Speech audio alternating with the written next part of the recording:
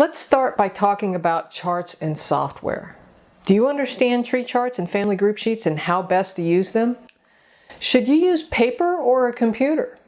Understanding the basics behind the charts and the family group sheets may help you to understand how best to use them going forward. In this video, we'll explain the background use and today's use for these charts and forms when we come back.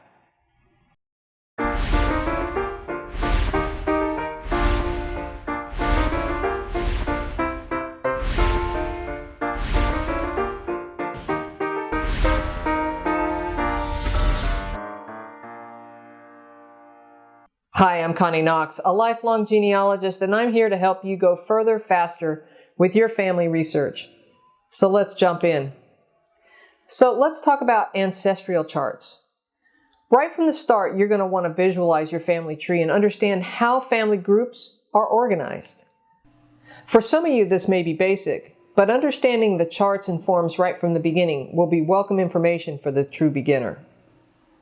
Traditional genealogists before computers used several forms and formats to keep the families organized.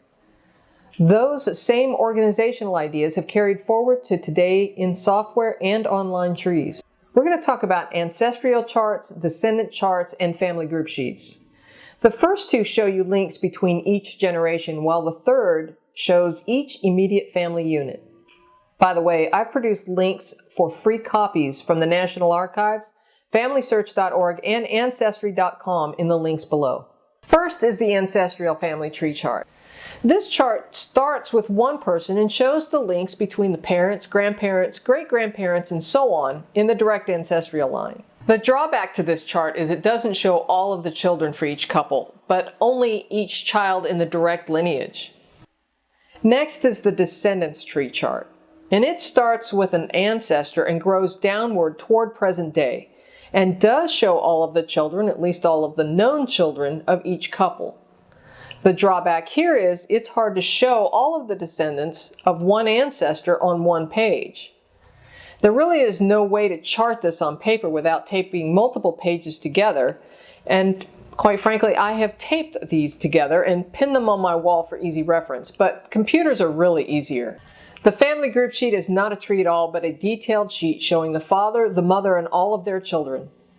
Additionally, this group sheet shows birth, marriage, and death information with dates and places. You'll see similar layouts in various genealogy software and online programs.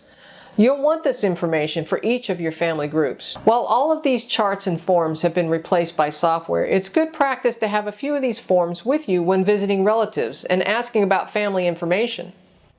They help you show where the gaps are in your research, and the family will often help you fill in the holes they see are missing. Take multiple copies of the family group sheets with you, since you'll likely be talking about several family groups. You'll need one for each couple and their immediate family grouping. Alternatively, you can print out the same trees and family group sheets from your software and ask family to help fill in the gaps. When visiting family, I often bring my laptop and fill in the blanks right in the software as I'm talking with family. This saves a step, but as I always say, when working on computers, save early, save often, and cite your sources as you enter the information. Using genealogical software will save you a ton of time. You've got two good online sources with FamilySearch.org and Ancestry.com, or use software that is located on your computer. I use both. FamilySearch is a free service and is a public tree that anyone can modify. And at Ancestry, they have free and subscription options. It is your own family tree that only you and those you allow can modify. I use many services and one primary software on my computer. Personally, I use Family Tree Maker because it links with my Ancestry account. However, there are several good programs out there. The advantages of using genealogical software on your computer is that it has additional functionality that the online versions don't provide. No matter what you choose, you can export or import your family tree from one service or software to another using a GEDCOM file. What's a GEDCOM file, you ask? Glad you asked. It's a file conversion program and an industry standard all rolled into one. It basically matches field for field. So it takes the first name from one program to the first name of the other program, last name from one program to the last name of another program, and so on. It's just equals field for field. So keep in mind that a GEDCOM transfer is not a continual link. It is not a cloud service. It is only intended for a one-time only transfer of basic genealogical data from one program to another. So you don't have to retype all of that data when switching from software to software. So that's a brief look at the basic pluses and minuses of charts and forms and how to integrate them into your software that we use today.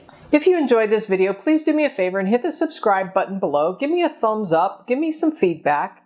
Let me know what you think.